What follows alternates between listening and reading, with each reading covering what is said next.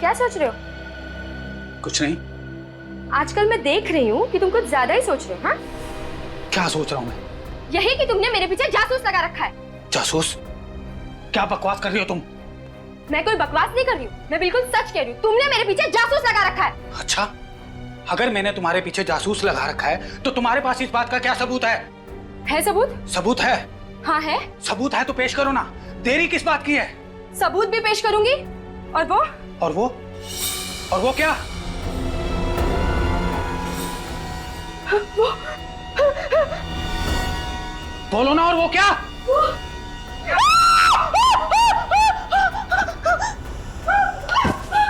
गीता, गीता क्या हुआ तुम्हें? गीता होश में आओ। कौन आया होगा? तरुण, क्या हुआ? अरे अरे क्या हुआ भाभी जी को? ये चीख क्यों नहीं थी? पता नहीं क्या हुआ। गीता, क्या हुआ तुम्हें? भाभी जी। तरुण, जल्दी से पानी लेकर आओ। जी भाभी। गीता, गीता होश में आओ। गीता, गीता होश में आओ। हाँ, तुम ठीक तो? आत्मा। आत्मा? कहाँ?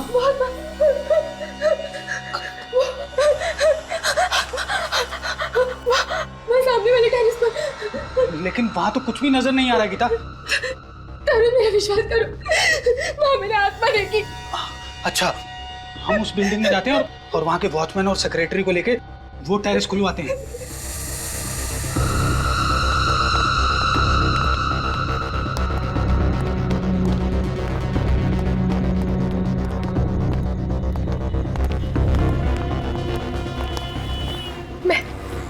मैंने यही चलते हुए देखा था उसे। लेकिन यहाँ पे तो कुछ भी नजर नहीं आ रहा है।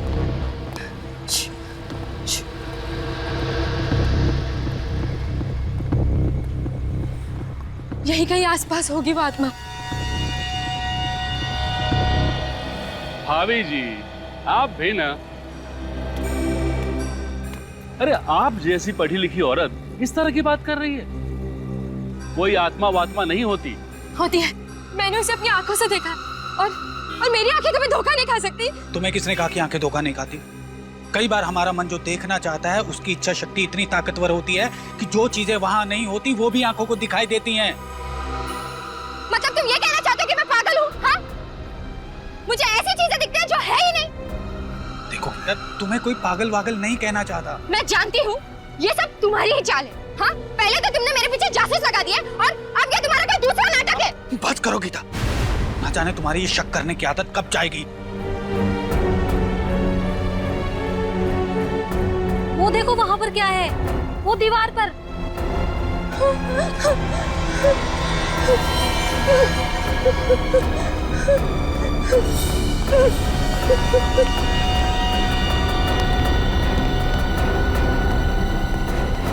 ये तो खून है। देखा, देखा, मैंने कहा था ना कि कोई आत्मा है। इस टेरेस पर मैंने किसी आत्मा को देखा है।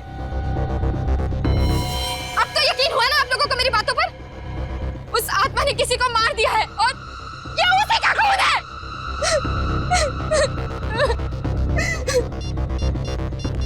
हमें सीआईडी को फोन करना चाहिए। हेलो सीआईडी, ये देखिए सर, ये देखिए ये।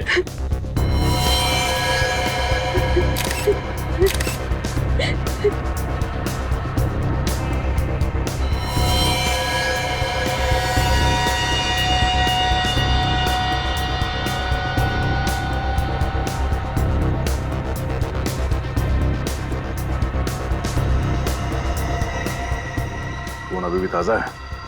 अभी थोड़ी देर पहले तो मारा उस आत्मा ने। आत्मा ने?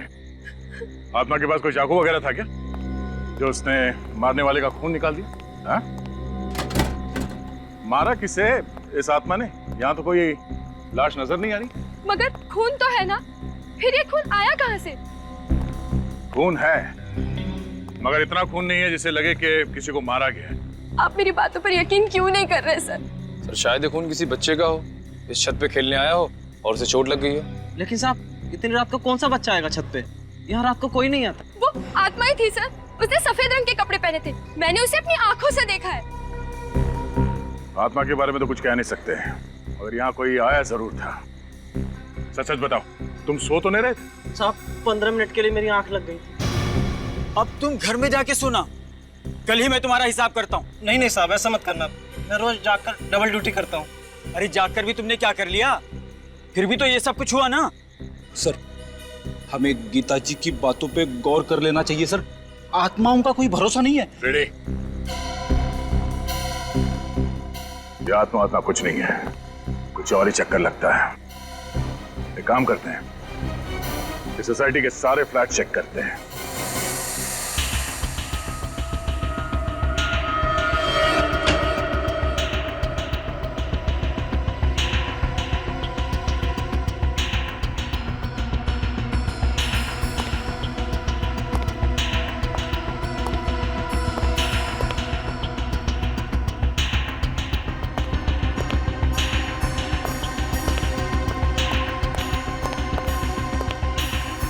सुमित,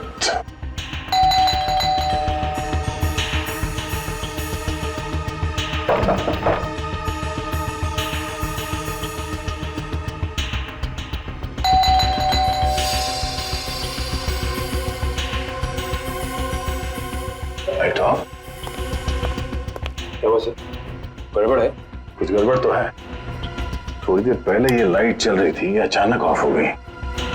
अंदर चल के देखते हैं।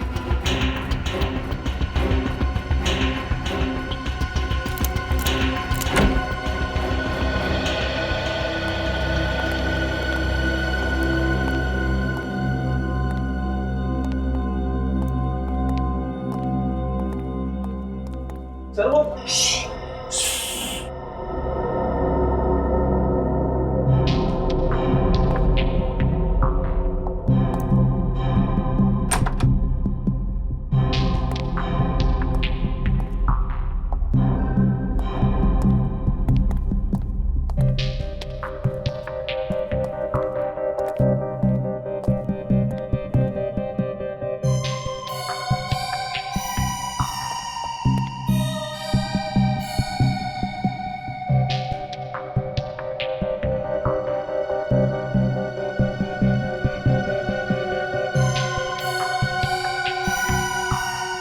सुमित, बहुत हो गया ये छुपा छुपी का खेल।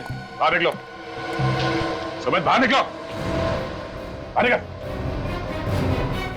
आराम से सर, आराम से, आराम से, आराम से। सर पैर में चोट लगी है।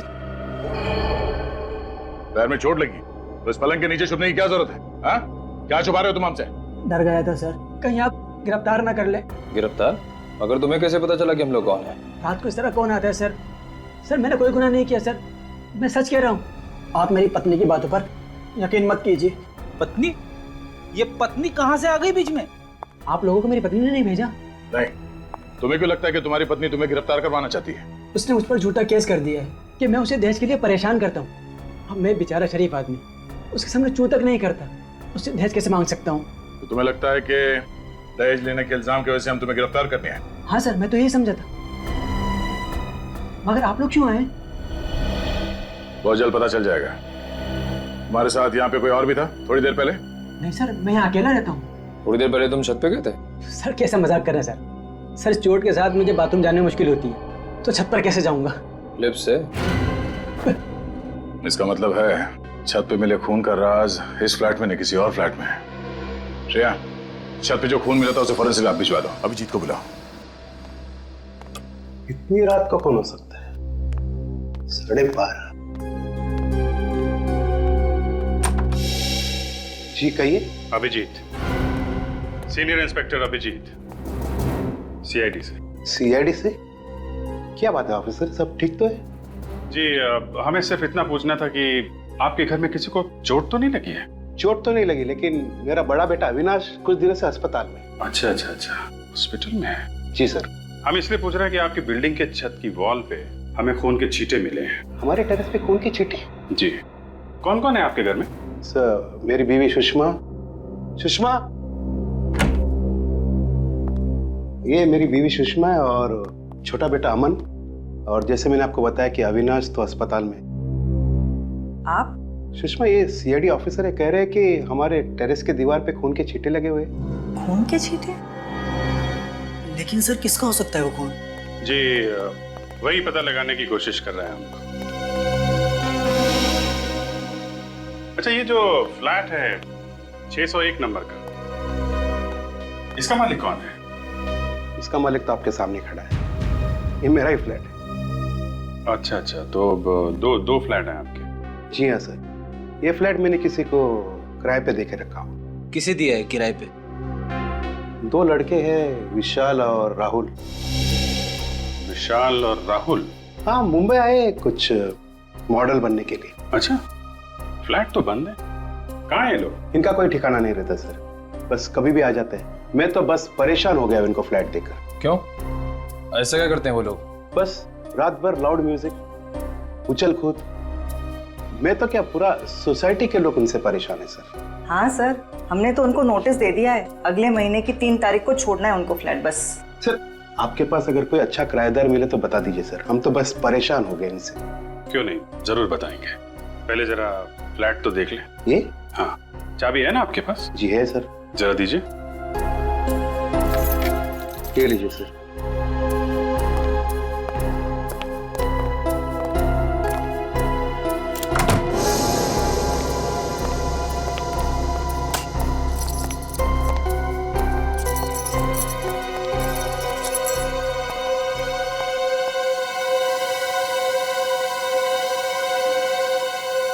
ये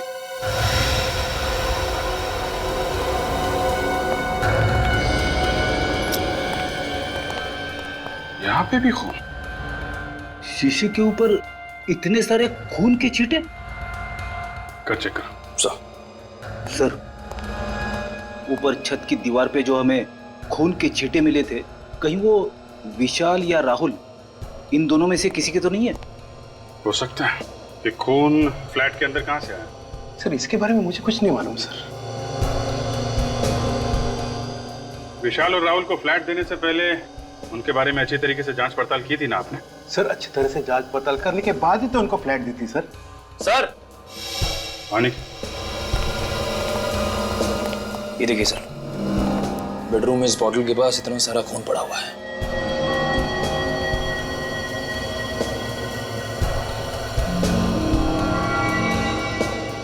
बॉटल पे भी खून है। लगता है ये बॉटल विशाल या राहुल के हाथ में होगी। सर, हो सकता है राहुल और विशाल का आपस में झगड़ा हुआ हो और उसमें से किसी को चोट लग गई हो और ये सारा खून उसी वजह से निकला हो। ऐसा लगता नहीं है, खून चोट से निकला है। देख रहा, खून के छींटे चारों तरफ। कुछ और ही हुआ है यहाँ पे।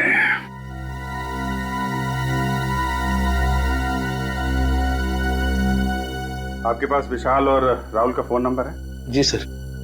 फोन लगाइए उनको, यहाँ बुलाइए। और सुनिए, उनको बताइएगा मत कि सीआईडी वाले यहाँ पे हैं। राहुल विशाल, समझ गए? ठीक है सर।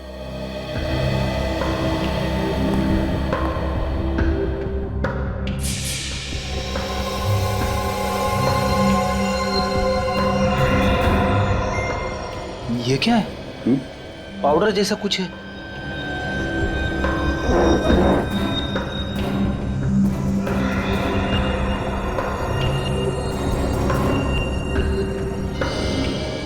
सर, ये तो ड्रग्स है। ड्रग्स? ड्रग्स कहाँ से आई?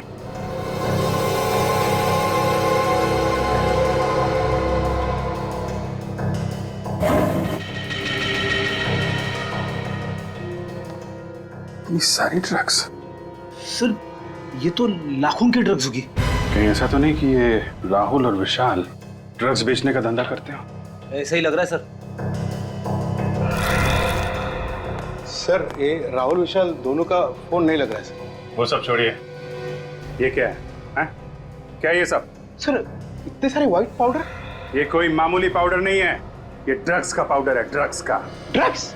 कहाँ से है ये ड्रग्स? सर, इसके बारे में मुझे कुछ नहीं मालूम सर। ये भगवान, मैं किस मुसीबत में फंस गया। सही कहा आपने, बहुत बड़ी मुसीबत में फंस गए आप।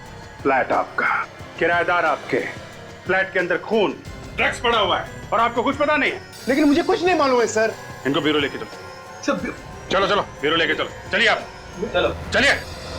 अजीब इंसाफ है आपका। ड्रग्स मिली मेरे किराएदार के घर पे और फंस गए मैं खुद मकान मालिक। किराए का घर तो आपका ही है ना, और ये किराए का घर आपके घर के बिल्कुल बगल में। सब कुछ आपकी नाक के नीचे हुआ और आपको पता तक नहीं चला। हा? सर मैं पहले से ही बहुत परेशान हूं सर। अगर मुझे इसके बारे में जरा सा भी कुछ मालूम होता तो मैं खुद पुलिस के पास जाता। मिस्टर राकेश, विशाल और राहुल दोनों के फोन लगातार बंद आ रहे। आप मुसीबत में फंसते ही जा रहे और इसमें से बाहर निकलने का कोई भी रास्ता नजर नहीं आ रहा है, समझे? सर मुझसे बहुत बड़ी गलती हुई सर, उन दोनों को मकान भाड़े पे देकर। और तो और राकेश जी, हमें तो यह भी लगता है कि ये ड्रग्स का सारा व्यापार आपके फ्लैट से ही चल रहा था। क्या जवाब है आपका? मैं क्या जवाब दूं सर, इस चक्कर में मैं खुद फंसता जा रहा हूं।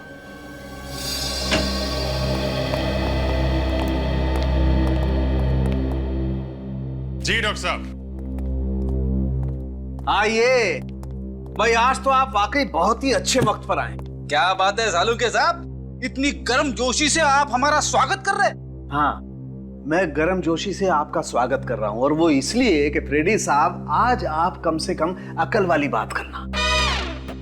देखिए सालू के साहब, मैं हमेशा अकल की बात करता हूं। देखो, टेरेस पे मिला हुआ खून और राकेश के दूसरे फ्लैट में मिला हुआ खून, ये दोनों खून राहुल या विशाल, इनमें से किसी एक का है ना? कर दिया ना सत्यानाश? मुंह खोलते ही कर दिया ना सत्यानाश? क्यों? अरे हुआ ये फ्रेडी कि वो खून एक का नहीं है। एक का नहीं है? नहीं, वो खून दो लोगों का है। दो लोगों का खून? हाँ।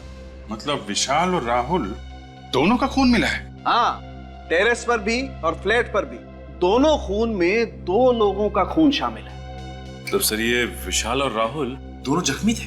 जख्मी नहीं थे, ये खून जख्म का खून नहीं है। जख्म का खून नहीं है ना? नहीं, कुछ और ही है ना? बिल्कुल। क्या? अभिजीत, इन लोगों को खून की खांसी हुई और ये खून उस खून की खांसी की वजह से। खून की खांसी? हाँ सचिन, टेरेस और फ्लैट में से जो खून मिला है उन दोनों में से हमें थूक के सैंपल्स मिले। एक और बात, इस खून के सैंपल में हमें एक खतरनाक किस्म की ड्रग भी मिली है।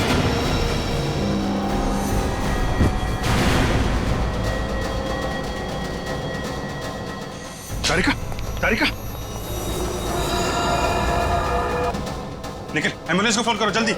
नहीं घबरा मत, ये उस ड्रग का ही असर है, ठीक हो जाएगी। तुम एक काम करो, जरा पानी लेकर। पानी पानी।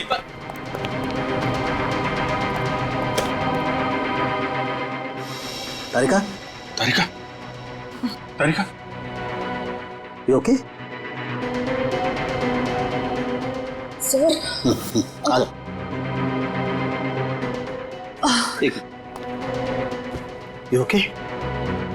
Yes sir. I am sorry sir, मुझे लगा छोटा सा टेस्ट है, बिना मास्क के ही हो जाएगा। कमाल है, अपना ध्यान रखना चाहिए तारिका जी, आपको इतनी लापरवाही नहीं करनी चाहिए।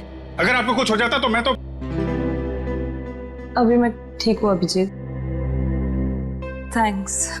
ध्यान रखिए आप। सर वैसे इस ड्रग का नाम क्या है जिसकी वजह से इतना सब कुछ हो रहा है? बैक्सट्रॉल 100 बहुत ही खतरनाक ड्रग है। एक बार ये ड्रग शरीर के अंदर गई, खून में शामिल हुई, तो 15 मिनट से ज्यादा जिंदा रहना नामुमकिन है। बस सिर्फ 15 मिनट? इसका मतलब ये राहुल और विशाल, इनकी तो मौत हो चुकी होगी। बिल्कुल, दोनों मर चुके होंगे। मगर ये ड्रग इनके शरीर में गया कहां से? किसी ने जबरदस्ती दिया या खुद? एक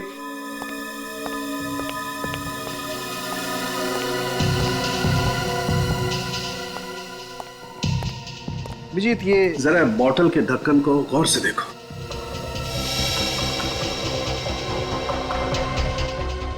इस ढक्कन पे तो चेन है, ऐसा लग रहा है इंजेक्शन से किया गया ये चेन। एग्जैक्टली, ये इंजेक्शन से ही किया हुआ चेन है। अभिजीत, किसी ने इंजेक्शन के जरिए इस पानी की बोतल में वो ड्रग इंजेक्ट की, बिना सील तोड़े हुए, और जब उन दोनों ने इसकी सील तोड़ के पानी पिया, ड्रग्स उनके शरीर में गई, खून में शामिल हुई और 15 मिनट के अंदर इनकी मौत हो गई। लेकिन लाशें कहाँ हैं इनकी?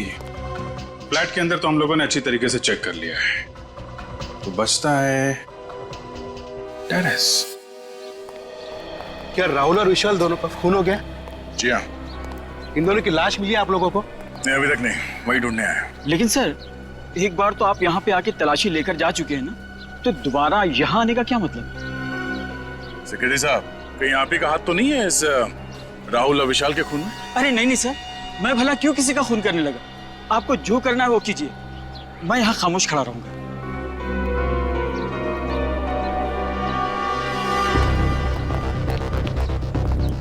ये सब तुम्हारी वजह से हो।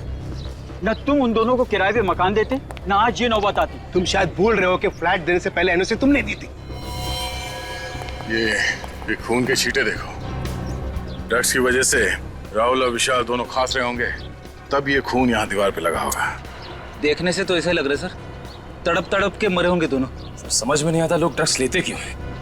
थोड़े से सुकून के लिए अपनी पूरी जिंदगी बर्बाद कर लेते हैं। इस केस में ड्रग्स लिया नहीं गया है, दिया गया है उस पानी के बोतल में।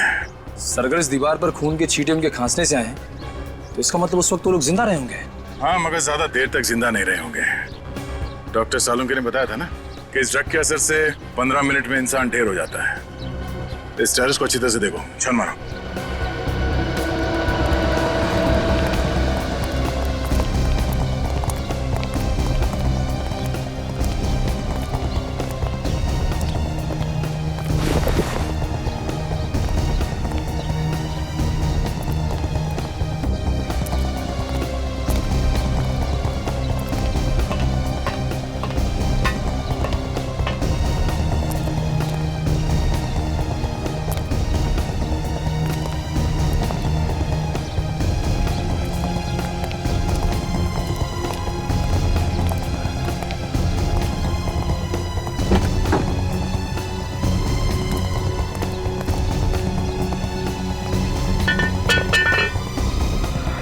सफेद कपड़ा?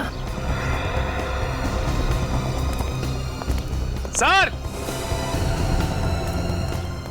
निखिल, सर इस टंकी के अंदर सफेद कपड़ा मिला है।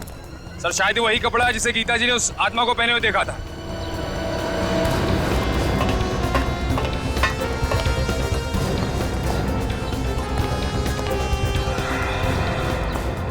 जरा देखो।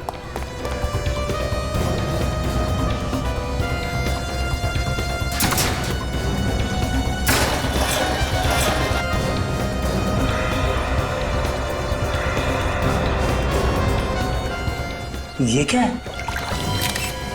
सर यहाँ पे तो लाश है। लाश? बस। लाश देखना चाहते थे ना? आइए।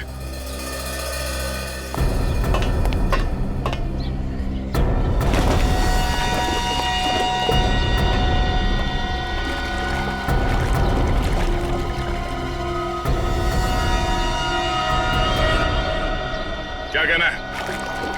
ये तो राहुल है। सर यार दूसरी लाश तो नहीं है। सर, सर जल्दी आइए। निखिल,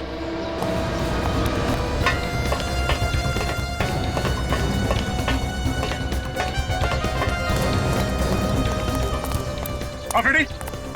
अंदर देखिए सर क्या है।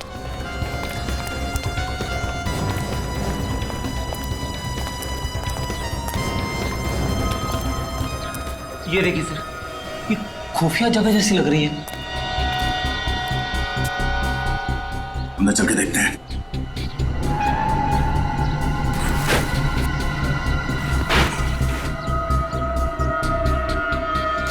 अरे दूसरी लाश यहाँ पे? मुझसे सब देखा नहीं जा रहा है। ये लाश जरूर विशाल की होगी। जरा देखिए, ये विशाल ही है ना? जी सर, ये विशाल की लाश। मेरी समझ में एक बात नहीं आई, वो दोनों लाशों को एक साथ पानी की टैंक में डाल सकता था, तो फिर? हाँ सर, दोनों लाशों को अलग अलग जगह पे छुपा के रखा है। एक वहां पे पानी की टंकी में और दूसरी यहाँ पे। मुझे लगता है वो छुपाना तो वहीं चाहता था, मगर इतने में वो लड़की गीता उसने देख लिया और आत्मा कह के चिल्लाने लगी और जल्दबाजी में घबराकर उसने विशाल की लाश यहीं पे छुपा दी। सर, आश्रया, क्या पता चला? सर विशाल और राहुल पिछले 1 महीने से किसी रंजीत नाम के आदमी को रोज फोन करते थे। सर ये रंजीत एक बहुत बड़ा ड्रग पेडलर है और हर रोज बागी पार्क जाता है। रंजीत बागवी पार्क?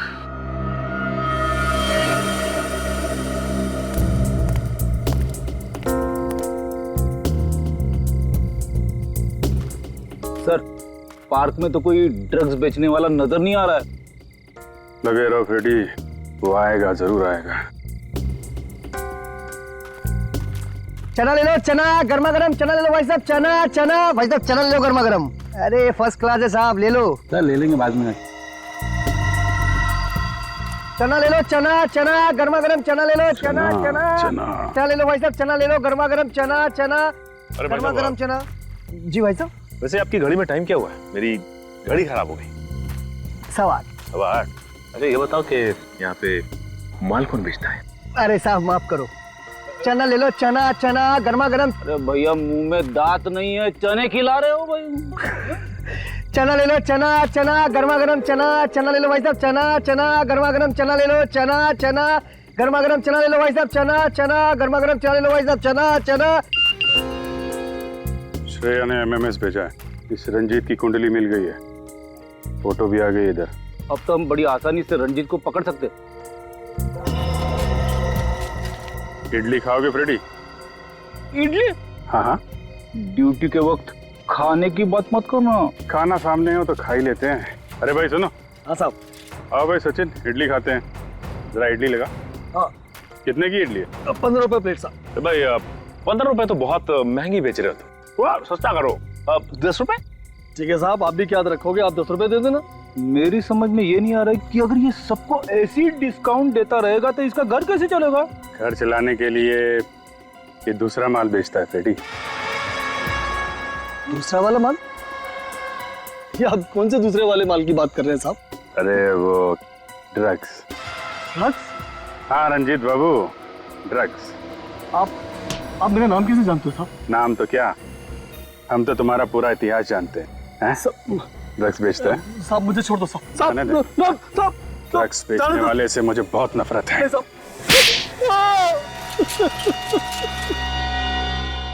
मैंने राहुल विशाल को नहीं मारा साहब, वो तो मुझे ठीक तरह से जानते भी नहीं थे। जानते नहीं थे तो उन लोगों ने तुम्हें इतने सारे फोन क्यों किए? क्योंकि वो दोनों भी मेरी तरह ड्रग्स बेचते थे साहब।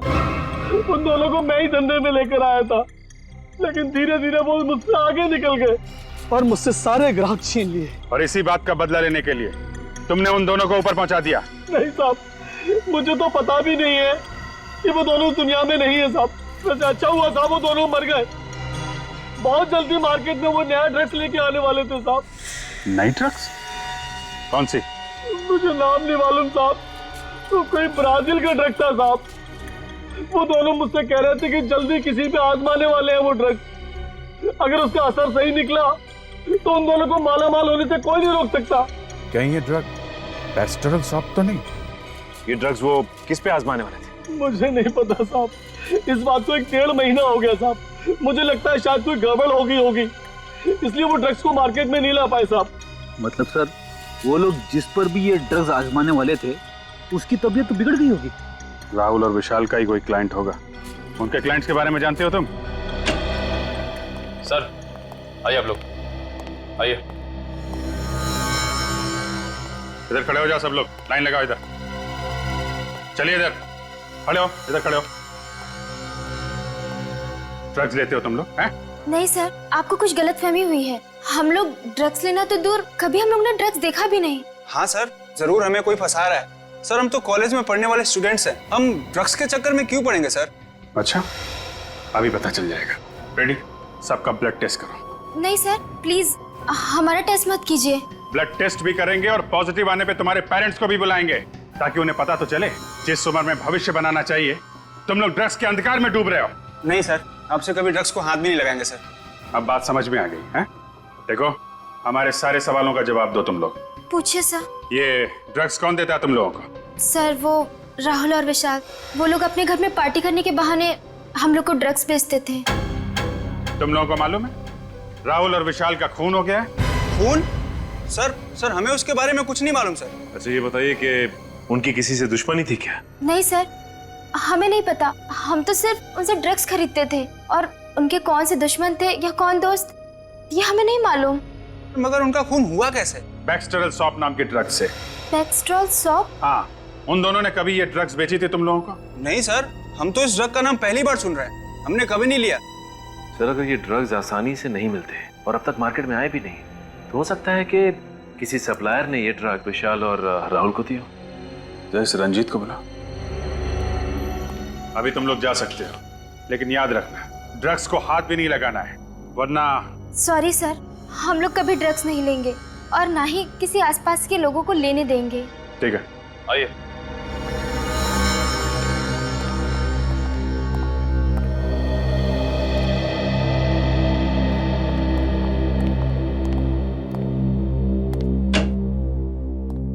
सर, रंजीत। रंजीत, बैक्सटेरल शॉप ये ड्रग कौन सप्लाई करता है? मोंटी। मॉन्टी? हाँ साहब, मोंटी पेशे से बिजनेसमैन है, लेकिन उनके सफेद धंधे के पीछे ड्रग्स का काला धंधा छुपा हुआ है साहब। मॉन्टी, चलो जरा इस मॉन्टी से मिल लेते हैं।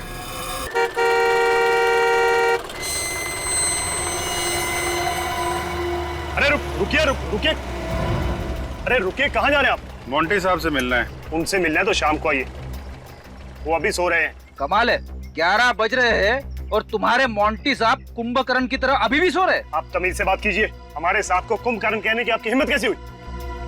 जरा इस पे गौर फरमाएंगे? CID? अब बताओ क्या कर रहे हैं आपके मोंटी साहब? वो वाकई में सो रहे हैं, क्योंकि रात को देर रात तक पार्टी करते हैं और फिर दोपहर के बाद ही उठते हैं। अच्छा, चलो आज देख लेते हैं कैसी नींद है तुम्हारे साहब की।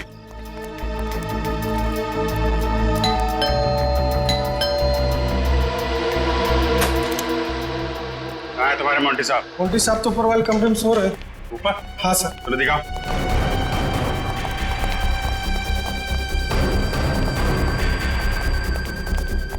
कहाँ पे? सर इस तरह।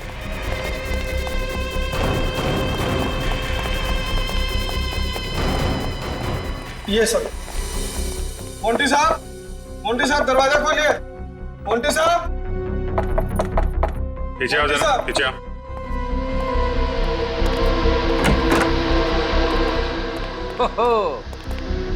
देखा सर, मोंटी साहब के ठाट बाट शराब का ग्लास हाथ में लेके ही सो गए। जगाओ इसे, इससे पूछताछ करनी है।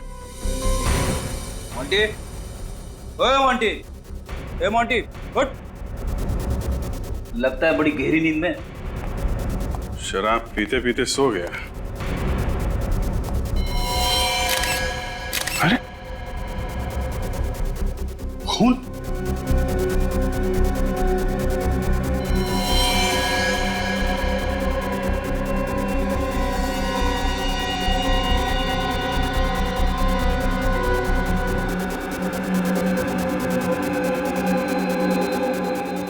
ये तो मर गया।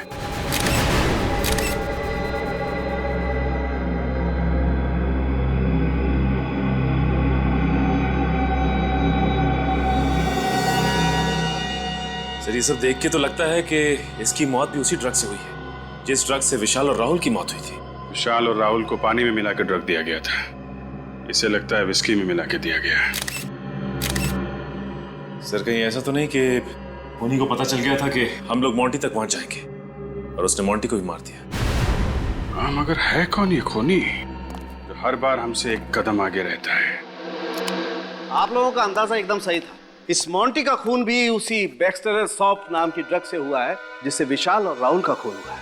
ओह, और इस बार वो ड्रग इसे पानी में नहीं विस्की में मिला के दी गई है। बिल्कुल सही अभिजीत, विस्की का वो पैक जिसे पीते पीते बेचारा लंबी नींद सो गया।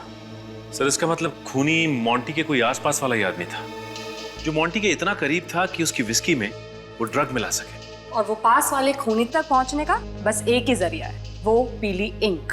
पीली इंक? अब ये क्या चक्कर है? चक्कर नहीं है बा, ये पूरा का पूरा केस ही दिमाग को घुमा देने वाला। इस मोंटी के पेट से और विस्की के गिलास से हमें उस ड्रग के अलावा पीली इंक के कुछ ट्रेसेस भी मिले। विस्की में पीली इंक? ये विस्की में इंक मिला के पीने का नया फैशन है क्या? अरे मेरी तरफ देख के क्यों पूछ रहा है? तुम्हें मालूम है ना, मैं शराब को हाथ भी नहीं लगाता। आपकी तरफ देखने का मेरा ये मतलब नहीं था सर। ठीक है, ठीक है। अच्छा सर, ये इंक क्या जहरीली थी जो मोंटी की विस्की में मिलाई गई? नहीं सचिन, ये इंक बिल्कुल जहरीली नहीं थी। अगर ये जहरीली नहीं थी तो फिर मोंटी की विस्की में से मिलाया क्यों? मेरे ख्याल से खूनी इस ड्रग को पीली स्याही की खाली बोतल में लेकर के आया होगा, और जब वो ड्रग पीली स्याही की बोतल में डाल रहा था तो उस बोतल में पहले से ही उस स्याही के कुछ बूंदे रही होंगी, और वो उस ड्रग के साथ साथ मिल गई। और जब उसने ड्रग विस्की में मिलाई तो ये पीली स्याही भी ड्रग के साथ साथ विस्की में घुल गई। मगर सर ये किस तरह की इंक है? मैंने आज से पहले कभी किसी को इस तरह पीली इंक का इस्तेमाल करते हुए नहीं देखा। वो इसलिए बच्चे कि पीली इंक अधिकतर कैलीग्राफी में इस्तेमाल होती है। कैलीग्राफी? कैलीग्राफी मतलब? फ्रेडी सर, जब अक्षरों को सुंदर बनाने के लिए एक इंस्ट्रूमेंट से यूं घुमा कर लिखा जाए तो इस लिखावट को कैलीग्राफी कहते हैं। अरे वाह तारिका जी, आपको कैलीग्राफी भी आती है? आपने कभी बताया नहीं। मैं भी कुछ बता दूंगा आपको। जी बताइए। ये पीली इंक बहुत कम दुकानों में मिलती है। बहुत कम दुकानों में मिलती है? ये बड़ी अच्छी बात बताई आपने डॉक्टर साहब। इससे तो हमारा काम काफी आसान हो गया। Excuse me. जी कहिए। पीली इंक है आपके पास? कौन सी वाली? वो कैलीग्राफी वाली पीली इंक। सुना सिर्फ आपकी दुकान पे ही मिलती है? हाँ हाँ, ये वाली पीली इंक? हाँ। ये हमारे यहाँ नहीं मिलेगी तो और कहाँ मिलेगी? सही निशाने पे लगा आपका तीर, वरना आप घूमते ही रह जाते, क्योंकि ये सिर्फ हमारी दुकान पे ही मिलती है। अच्छा, ऐसी क्या खास बात है इस इंक में जो सिर्फ आपकी दुकान पे मिलती है? एक तो मांग कम है, विदेश से मंगानी पड़ती है और अपने देश में बनती नहीं है। मांग कम है तो फिर तो इसे खरीदने वाले लोग भी कम ही होंगे। हाँ, 2-4 जन है वही खरीदते और वही खरीदने आते। आप लोगों को क्या नया नया शौक लगा है कैलीग्राफी का? नहीं नहीं, हमें कैलीग्राफी का कोई शौक नहीं है। हम लोग CID से हैं।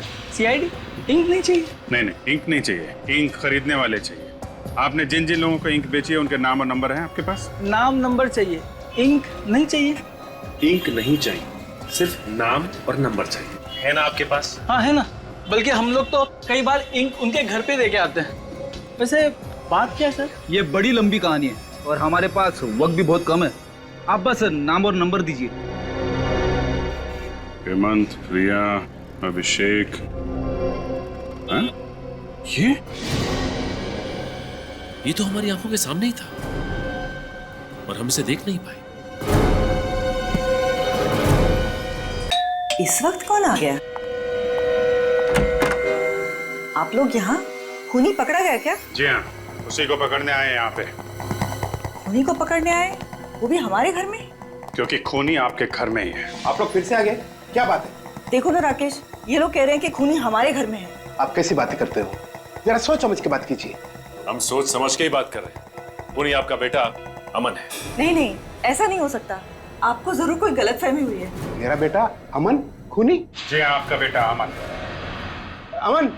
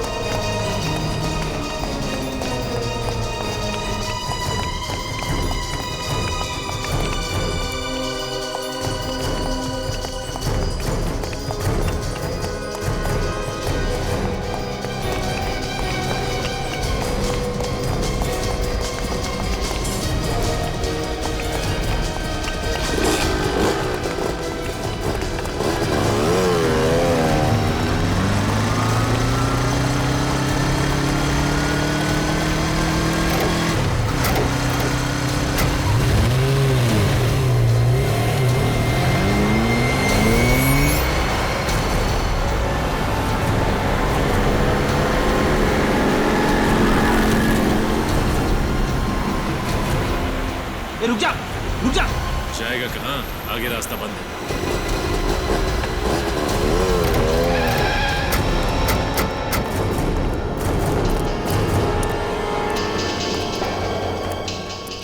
भाग रहा था? हा? भाग रहा था? CID से भागने के सपने देखने की कोशिश बहुत मुजरिमों ने की, लेकिन आज तक ना कोई भाग पाया है ना भाग पाएगा।